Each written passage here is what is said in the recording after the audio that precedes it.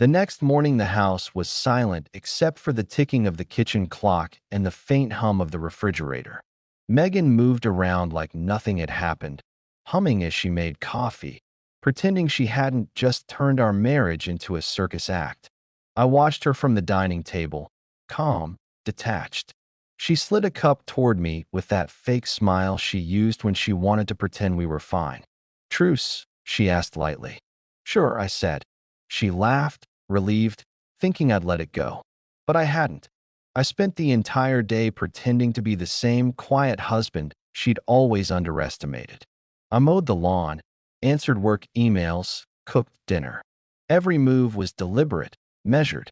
I wanted her to relax, to think the storm had passed.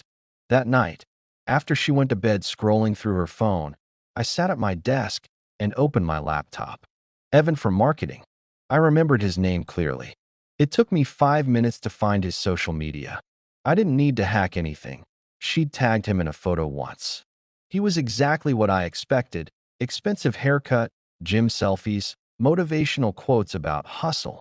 The kind of guy who thought charm was a substitute for depth. Perfect. I scrolled through his profile until I saw what I needed. He'd posted a story the previous weekend at a downtown bar.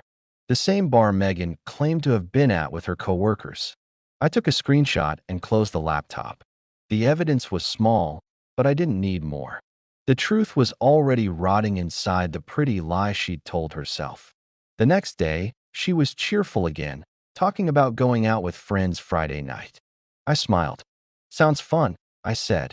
"Mind if I host something here while you're out? Maybe a few people from work." She blinked, surprised. "You? Host a party? Why not? You said we're open now." I said it with a grin, casual but pointed. She hesitated, then forced a laugh. "Right?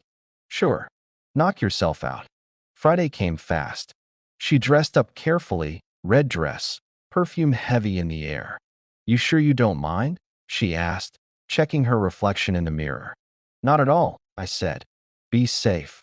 She gave me a puzzled look but didn't press. When the door closed behind her, I took a deep breath, opened a bottle of bourbon, and waited. My party wasn't exactly social. I'd only invited one person, Rebecca, a woman from my department. Divorced, calm, sharp. We'd talked at work a few times, nothing improper, just honest conversation. I told her everything that had happened. She didn't gossip or gasp, just listened. "You sure you want to do this?" she asked over her glass. "I'm sure," I said. She nodded slowly. Then let her see what she built. We didn't plan anything romantic, nothing physical, just two adults sharing a drink in a house filled with ghosts. Around 10, headlights swept across the driveway. Megan was home early.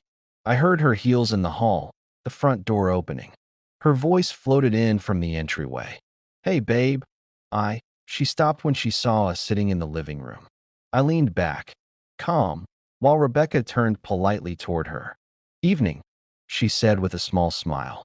Megan's eyes flicked between us, confusion shifting to anger. "What's going on here?" she demanded. "You said you had friends over." "I do," I said evenly. "Rebecca's a friend. We're having a drink. At 10 at night?"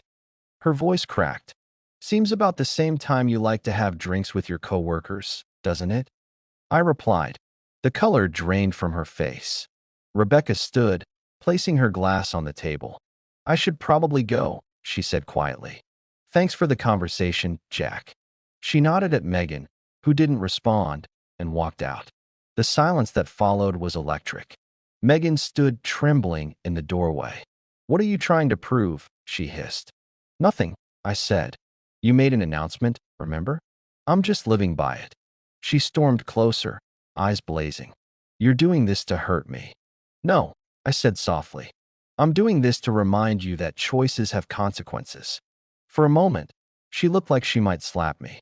Then her shoulders sagged, and she whispered, "You can't really think I'm seeing Evan." I tilted my head. "I don't have to think it. I saw the messages." Her lips parted, and for the first time since that night at Mark's, she looked truly frightened. "You went through my tablet? I read what was right in front of me," I said. "If you didn't want me to see, you shouldn't have left it open." She sank onto the couch, hands shaking. Jack, I was just flirting. It didn't mean anything. It always starts that way, I said quietly. Then it turns into secrets. Then it turns into lies. Her eyes filled with tears. Please, can we just start over? Start over. I repeated. You humiliated me in front of our friends. You told an entire room that our marriage was open like it was a joke. Now you want to do over. She looked down, speechless. I stood and walked toward the hallway. Go to bed, Megan, I said. We'll talk in the morning. Jack, please go. To bed. My tone left no room for argument. She obeyed, disappearing into the dark bedroom. I sat alone in the living room, listening to the rain begin outside. I wasn't sure if I felt satisfaction or sorrow. Maybe both. The revenge had only started, but part of me wondered if it would even feel good when it ended. I poured another drink and stared at the empty glass Rebecca had left behind, thinking about how peaceful her company had felt compared to the chaos upstairs. For the first time in years, I wasn't afraid of silence. I was starting to understand its power. The next morning, sunlight spilled across the kitchen, soft and deceptive. Megan was already awake, sitting at the table in her robe, hair messy, eyes red. She looked up when I walked in, searching for any trace of warmth. I didn't sleep, she said quietly. That makes two of us. I poured myself coffee and leaned against the counter. Jack, I'm sorry. I went too far. The party, the jokes, the flirting, it was stupid. I just wanted you to notice me again. I stared at her over the rim of my cup. You got my attention. All right. She winced. Can we talk about it? Really talk, without sarcasm. I nodded once and sat down. She took a breath. I've been feeling invisible. You work late, you barely talk, and when you do, it's about bills or errands. I started wondering if we even liked each other anymore. So your solution was to humiliate me in public? I asked. I didn't plan that. I had too much to drink, and I wanted to shake things up. I thought you'd laugh it off. You thought wrong. She wiped a tear from her cheek. I know, but I want to fix this. I didn't respond immediately. My mind went back to those messages from Evan, the ones that hinted at more than boredom. Does fixing it include deleting your boyfriend from marketing? I asked coldly. He's not my boyfriend. Then what is he? She hesitated, twisting her wedding ring. A mistake. A distraction. It never went anywhere. I studied her face, searching for any sign of sincerity. There was fear there, guilt too, but maybe also a flicker of regret. Okay, I said finally.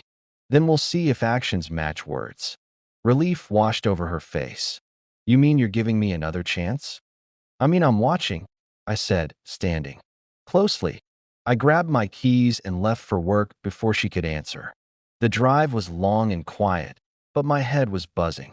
Part of me wanted to believe her, to find the woman I'd married beneath the wreckage. Another part, the one that remembered that smug smile at Mark's dinner, wanted her to feel exactly what she'd made me feel. That afternoon, I took lunch with Rebecca at a small cafe near the office. She listened as I told her about the apology. You think she means it? She asked. I think she means she doesn't want to lose control, I said. Rebecca smiled faintly. You're starting to sound like someone who's finally seeing clearly. Maybe, I admitted. But clarity doesn't make it hurt less. We talked about ordinary things after that. Work deadlines, music, weekend plans. She made me laugh, something I hadn't done in months. When I got home that evening, Megan was waiting with dinner ready, candles lit. The smell of pasta filled the air. Thought I'd make your favorite, she said with a hopeful smile. You didn't have to. I wanted to. She poured me a glass of wine. Truce. We had one last time, remember? I said, sitting down. Didn't go so well. She looked down. This time will be different. Dinner was awkward but civil. We talked about surface things, weather, work, groceries. It almost felt normal until my phone buzzed. A message from Rebecca. Hope the rest of your day was better. Megan's eyes caught the screen. Who's that? She asked too quickly. Rebecca, I said simply. From work. The one who was here? Yes. You're texting her now? She's a friend. A friend, she repeated, her voice tight. Does she know you're married? She knows everything. Megan set her fork down, her face paling. So that's what this is. You're getting back at me. I didn't say that, I replied. You didn't have to. Her voice cracked. You're trying to make me jealous. I'm not trying to do anything, I said calmly. I'm living the open marriage you announced. She pushed back from the table. Stop throwing that night in my face. Then stop pretending it didn't happen. She stood there for a long moment, shaking her head. You're not the man I married. You're right, I said softly. You killed him at that dinner party. She flinched as if I'd struck her, then left the room without another word. I finished my wine in silence.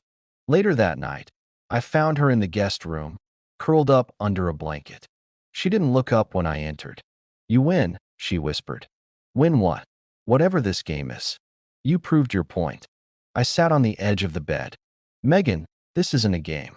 This is the result of 1,000 small choices you made before that party. I know, she said quietly, and I hate myself for it. For a moment, I almost believed her. Almost.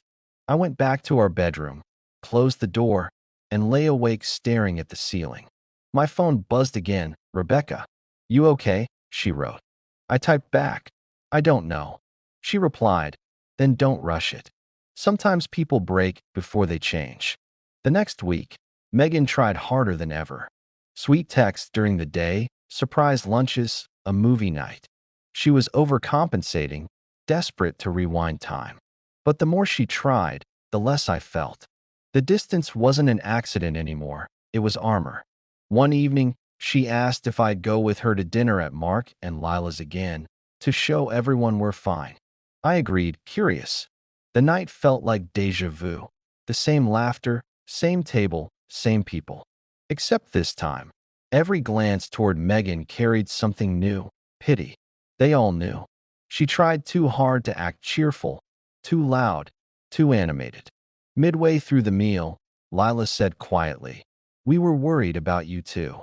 Megan forced a laugh. Oh, that? Just a misunderstanding. Mark looked at me. You good, man? I met his eyes and smiled. Never better. Megan's hand tightened on her glass. After dinner, as everyone chatted in the living room, Evan himself walked in, invited by one of the guests. The color drained from Megan's face. He froze when he saw her, then forced a polite grin. Didn't know you'd be here, he muttered. Neither did I, she whispered. I excused myself to get more drinks, but lingered by the doorway, watching them. She tried to act casual, but guilt poured off her like heat. I didn't interrupt. I just watched, quietly, while she tried to navigate the awkwardness she'd created. For once, she was the one drowning in whispers. When we got home that night, she broke down crying before I even shut the door. Please, I can't take this anymore, she sobbed. Everyone's judging me, and you're just standing there letting it happen. You made the rules, I said softly. You told the world our marriage was open. I just opened the door wider. She fell to her knees, shaking. Jack, please. I'll do anything to make it right.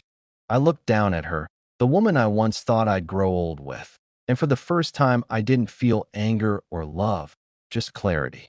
Then start by being honest, I said. Completely. Her tears slowed, her breath catching. About what? About what you really want, I said. She stared up at me, broken and lost, and whispered, I don't know anymore. I turned away, my voice calm. Then maybe it's time you find out. A week passed after that night, and the silence between us turned into something permanent, heavy, unspoken. We moved around the house like polite strangers, exchanging small phrases about groceries or bills, but avoiding anything real. Megan stopped pretending to be cheerful. The sparkle she used to wear like armor was gone, replaced by the hollow stare of someone realizing the damage was beyond repair. One morning, she placed a cup of coffee in front of me, her hands trembling. Jack, can we talk? Really talk this time. I didn't answer immediately. I looked out the window where the sun was barely breaking through the clouds. Go ahead, I said finally. I've been thinking, she started, voice shaking. I want to go to therapy. Couples counseling, something. I can't lose you. I looked at her, the same woman who once made every day feel simple, now trying to rebuild a bridge she'd burned down herself. Therapy isn't going to fix respect, I said quietly. Once that's gone, everything else is just patchwork. She blinked, tears filling her eyes. So that's it. You're just giving up. I'm not giving up, I said. I'm moving on. The words seemed to hang in the air like smoke. She stared at me, mouth open, no sound coming out. I stood, picked up my jacket, and added, I talked to a lawyer. That broke her. She grabbed my arm, desperate, pleading. You can't do this, Jack, please. We can start over. I'll do whatever you need. I'll quit my job. I pulled free. You can't fix what you don't understand, Megan. You didn't just hurt me. You showed me who you are. She sank into the chair, sobbing quietly. I walked out without looking back. I spent the day clearing my head, driving without a destination. I ended up at the coast, watching the water crash against the rocks, feeling that strange calm that comes after too much pain. My phone buzzed. Rebecca, you all right? She asked. Working on it, I replied. Good. Don't let her guilt drag you back, she wrote. You already did your time. I smiled faintly at that. When I got home, Megan was gone. The house was eerily quiet, her things half-packed. A note sat on the counter. I'm staying with my sister for a while. Please, don't make any decisions yet. I love you. M. I folded the paper neatly and set it aside. The next morning, I met with the lawyer again and signed the initial divorce petition. It felt surreal, 7 years reduced to signatures and files. But as I walked out of that office, I realized something. The weight that had sat on my chest for months was gone. Freedom doesn't always come with joy. Sometimes it comes with silence and the realization that you survived something that was killing you slowly. The weeks that followed were strange. Friends started reaching out, some shocked, others not surprised at all. Mark called one night. Man, everyone saw it coming, he said. She's been walking all over you for years. You just finally stopped kneeling. Lila sent a text. I'm sorry we didn't say something sooner. We all noticed how she treated you.